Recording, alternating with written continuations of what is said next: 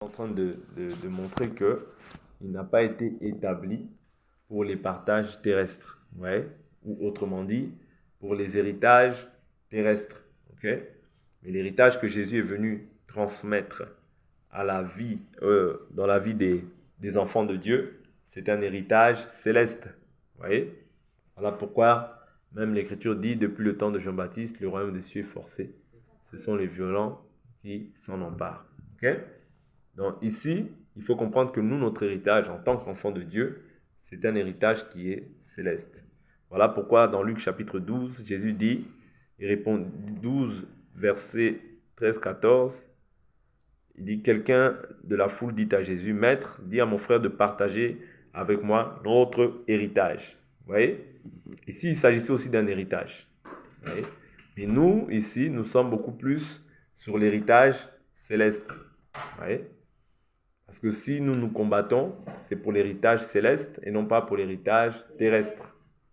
Tu peux avoir un héritage terrestre, ce n'est pas mauvais, ce n'est pas un péché, voyez, mais il est préférable d'avoir un héritage céleste. Parce que cet héritage-là t'accompagnera même quand tu mourras quant à la chair. Et si tu as l'héritage terrestre, céleste du moins, tu ne mourras pas. Vous voyez, parce que comme tu as reçu l'héritage de ton vivant, vous voyez, tu es passé de la mort à la vie. Donc tu ne mourras pas. La mort n'est pas ton partage. Vous voyez, tu vivras éternellement. Parce que cet héritage, tu l'as hérité étant dans ce corps. Tu peux avoir un héritage terrestre et mourir.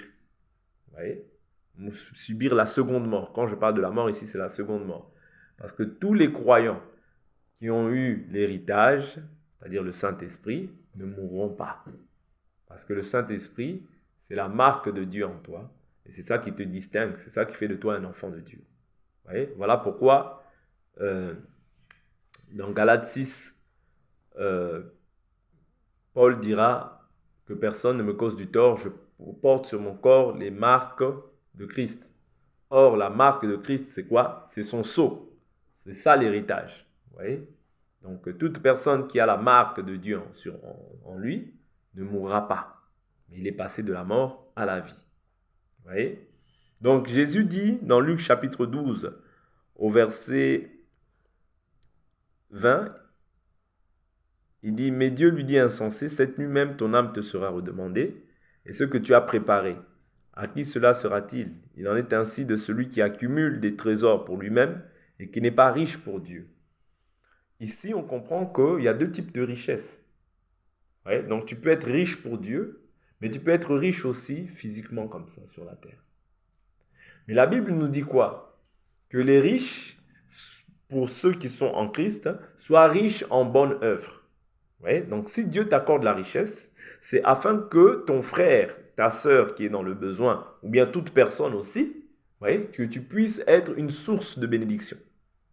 Ouais, c'est pas pour Dieu ne t'accorde pas les richesses pour que tu puisses aller acheter des buildings seulement. Non, c'est pas mauvais d'acheter une maison ou quoi que ce soit, mais si Dieu t'accorde la richesse, c'est aussi afin que tu sois riche en libéralité, toi enfant de Dieu. Ici, j'insiste, je parle aux enfants de Dieu. Vous voyez? Donc par là, il faut comprendre que tu peux avoir des biens, mais ton cœur ne doit pas être dans ces choses. Si ton cœur s'attache à ces choses-là, tu deviendras idolâtre. Voilà pourquoi c'est bien d'avoir des biens, mais c'est mauvais quand ton cœur s'y attache. Parce que la Bible nous dit, là où est ton cœur, c'est là aussi sera ton trésor. Or, un trésor, c'est aussi un héritage que tu reçois sur la terre.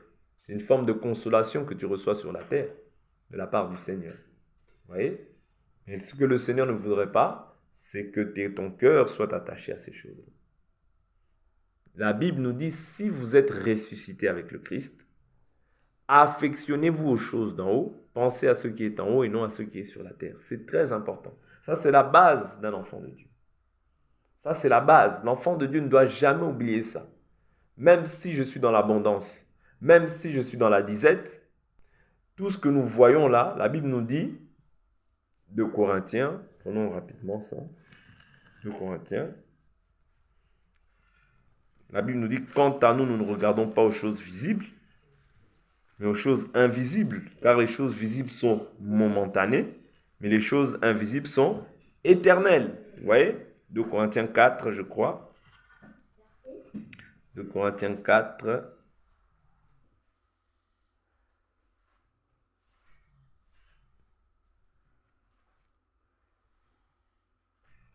Ouais, verset 18. Aussi, nous regardons non point aux choses visibles, mais à celles qui sont invisibles. Car les choses visibles sont momentanées et les invisibles sont éternelles. Vous voyez? L'héritage que nous recevons en partage, c'est un héritage qui est invisible aux yeux des hommes. Mais tu peux avoir un héritage visible comme ça aux yeux des hommes. Les richesses de ce monde sont visibles, sont palpables. Mais nous, tu ne peux pas le palper. C'est-à-dire l'héritage que tu as, tu ne peux pas le palper, mais tu le reçois par la foi. Parce que c'est le Saint-Esprit en nous. La Bible nous dit, un esprit n'a ni chair, ni os. Vous comprenez? C'est ça l'héritage que toi, tu reçois en partage. Mais comme tu l'as reçu de ton vivant sur cette terre, tu ne mourras plus. Tu as reçu en fait en toi l'immortalité. La mortalité, même lorsqu'elle va t'atteindre, ce sera pour un temps. Tu iras te reposer en réalité. Jusqu'au jour où Jésus reviendra, et c'est alors que toi aussi tu ressusciteras. Ayons toujours cette espérance et consolons-nous par cette espérance.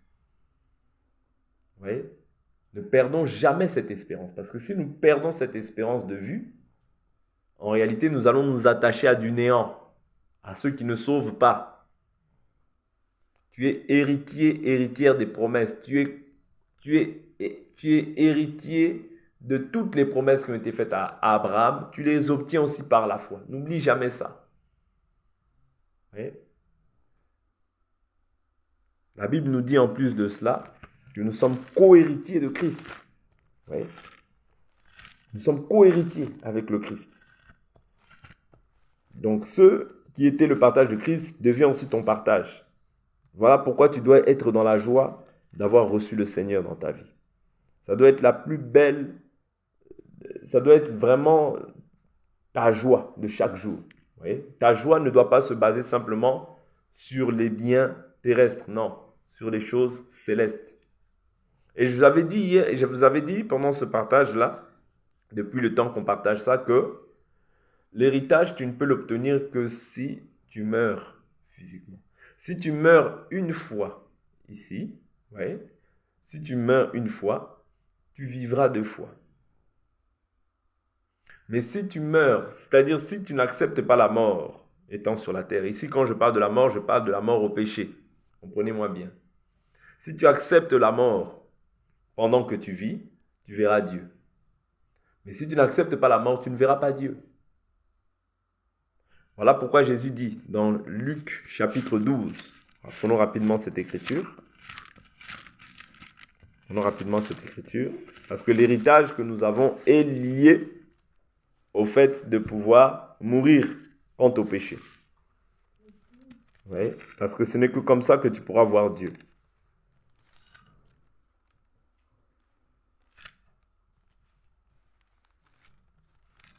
Si tu n'acceptes pas perdre ta vie ici-bas, tu ne verras pas Dieu.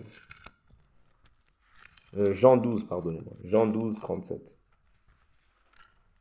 Jean 12,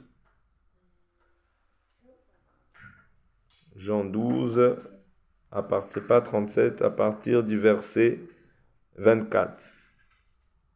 En vérité, je vous le dis, si le grain de blé ne tombe en terre et ne meurt, il reste seul. Mais s'il meurt, il porte beaucoup de fruits. Vous comprenez? Donc le fruit, Jésus ici est en train de nous faire comprendre que le fruit est porté ou bien est manifeste que lorsque le grain de blé meurt. Or ici, Jésus parle de lui-même.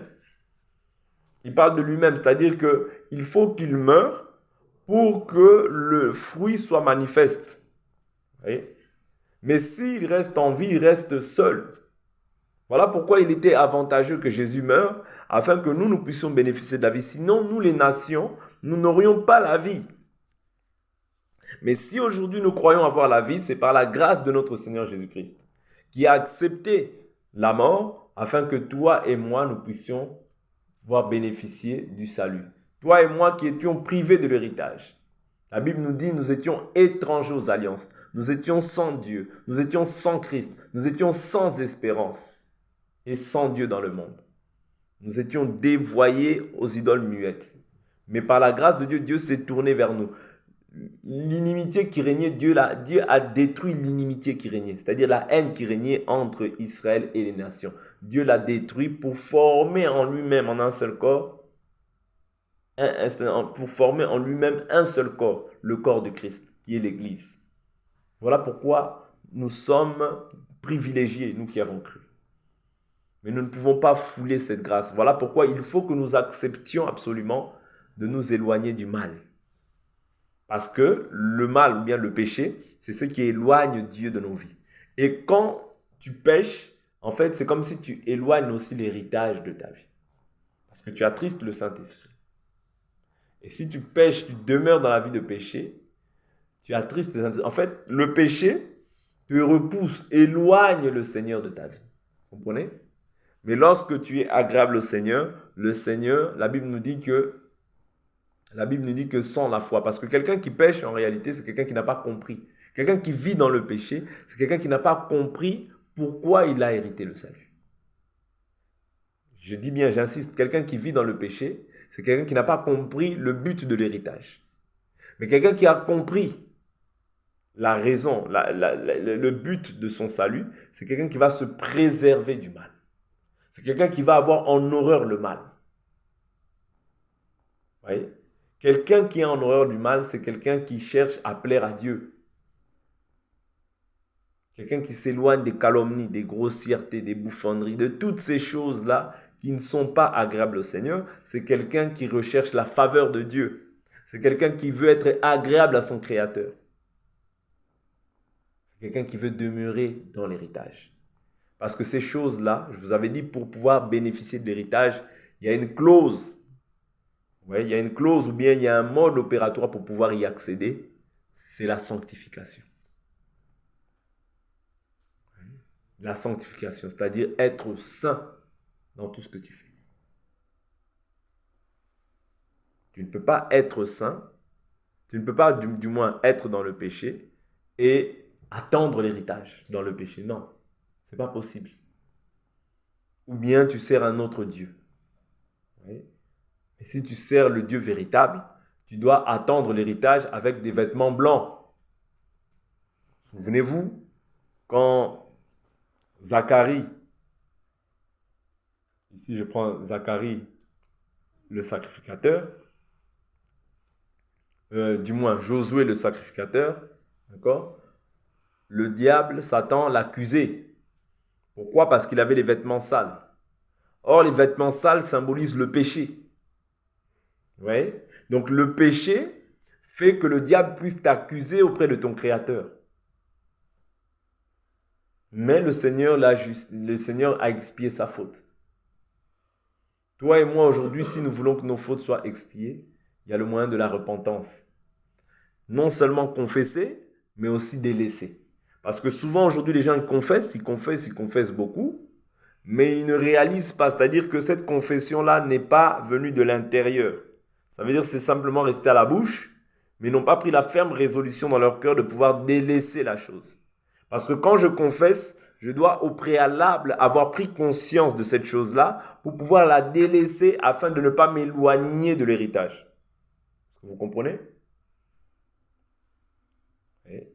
Donc je confesse, Seigneur, pardonne-moi. Oui, mais je dois prendre la ferme résolution au préalable dans mon cœur de pouvoir délaisser cette mauvaise vie. Parce que c'est cette vie-là qui va en fait t'éloigner du Seigneur. Et si tu cours de cette manière, tu ne seras pas agréable à Dieu. Et ça, c'est simplement des choses que le diable va mettre devant de toi pour que tu t'y attaches, pour que ton cœur s'attache à ces choses-là, à ces vanités-là. Mais en réalité, le but, l'objectif, n'oubliez jamais que le diable, lui, son jugement est fait. Donc la chose qu'il cherche à faire, c'est séduire les gens pour pouvoir les emmener avec lui. Parce que lui, c'en est fait pour lui. Pour lui, le jugement, il est déjà tranché. Lui, il ira en enfer. Mais maintenant, il cherche à séduire un maximum de personnes pour pouvoir les entraîner après lui. Voilà pourquoi nous avons pour but de demeurer fermes si vous voulez voir le Seigneur. Si tu veux bénéficier de cet héritage, sois ferme dans tes décisions. Sois ferme, résous, prends réellement la décision. Examine-toi sur ta vie et prends la résolution de que ceux qui te dérangent aujourd'hui, tu peux même écrire ces choses-là. Bon, je vois que j'ai des difficultés dans ça, ça, ça. Tu prends la résolution, Seigneur, aide-moi. Je veux renoncer à cela parce que je veux te voir. Si on se réunit ici, ce n'est pas pour être pire, c'est pour être meilleur. Vous comprenez?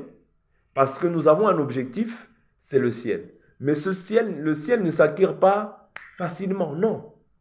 Ne croyez pas que vous obtiendrez le ciel facilement, non. Il y aura des luttes. Il y aura des combats. Souvenez-vous quand Israël est sorti de l'Égypte, Amalek s'est élevé. C'est-à-dire directement, il y avait des combats. Dieu voulait aussi enseigner à Israël comment combattre. Vous voyez? Voilà pourquoi toi aussi, tu dois apprendre comment combattre afin de pouvoir bénéficier de l'héritage. Quelqu'un vient et t'insulte. Toi, tu commences à vouloir aussi l'insulter. Non. Il faut comprendre que derrière cette personne-là, il y a un esprit. Toi, tu dois discerner l'esprit qui anime cette personne-là pour ne pas rentrer dans le jeu de cette personne, mais faire abstraction à cette personne. Prier Dieu, d'accord? Bénir cet homme, chasser cet esprit-là, parce que nous n'avons pas à lutter contre la chair et le sang. C'est comme ça que tu hériteras ce que Dieu a promis pour toi. Mais s'il s'avère que tu commences à lutter contre la chair et le sang, tu vas perdre. Tu vas perdre. Donc, soyons prudents.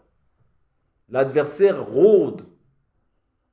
Et le but pour lequel il rôde, c'est pour égorger, tuer, détruire. Mais s'il te détruit maintenant, il serait difficile pour toi de pouvoir accéder à ce que Dieu a promis pour toi. Si tu es détruit dès à présent, alors que toi tu as une espérance très excellente, il serait difficile que tu puisses atteindre l'objectif que Dieu a fixé pour toi. Voilà pourquoi, oui, nous sommes sauvés en espérance, mais dans l'espérance de la persévérance. Voyez? Il faut que la patience accomplisse une œuvre comment? Parfaite. Voyez?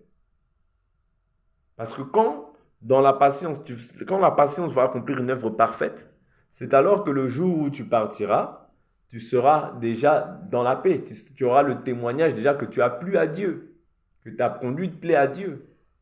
Et tu partiras dans la paix. Oui. Il faut que la patience accomplisse une œuvre parfaite. Tu pries Dieu. Oui, mais prends aussi la résolution de changer les mauvaises choses. Tu pries Dieu, tu médites la parole. C'est bien, c'est une bonne chose déjà, c'est un bon point. Mais prends la résolution aussi de pouvoir abandonner ce qui s'attache, ce qui vient de manière récurrente dans ta vie. Ouais, ce qui vient de manière récurrente dans ta vie. Ouais. Ça peut être la méchanceté, ça peut être l'orgueil, ça peut être la critique, la calomnie facile. Prends la résolution d'abord de pouvoir renoncer à ça. Et c'est là que tu obtiendras la délivrance de la part du Seigneur. Amen. C'est très important. L'héritage, oui, mais aussi la sanctification.